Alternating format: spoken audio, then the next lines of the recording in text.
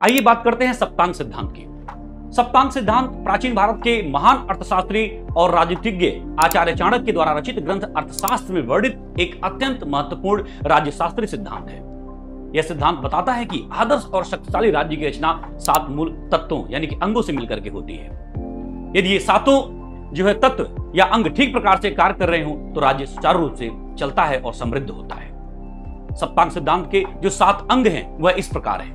Number 1 स्वामी अर्थात राजा, number 2 अमात्य अर्थात मंत्री, नंबर 3 जनपद यानी कि प्रजा और भूभाग, नंबर 4 दुर्ग अर्थात किला या फिर रक्षा प्रणाली, नंबर 5 कोष जिसे धन या खजाना के रूप में जानते हैं, नंबर 6 दंड यानी कि सेना अथवा बल और नंबर 7 मित्र यानी कि सहयोगी या राज्य।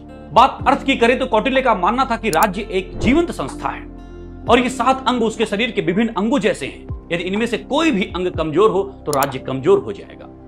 सप्तांग सिद्धांत के महत्व की अगर हम बात करें तो यह सिद्धांत किसी भी राज्य की स्थिरता और विकास के लिए व्यवस्थित ढांचा प्रदान करता है। यह स्पष्ट करता है कि राजा अकेला शासन नहीं कर सकता, उसके मंत्रियों, कोष, जन समर्थन आदि की आवश्यकता होती है।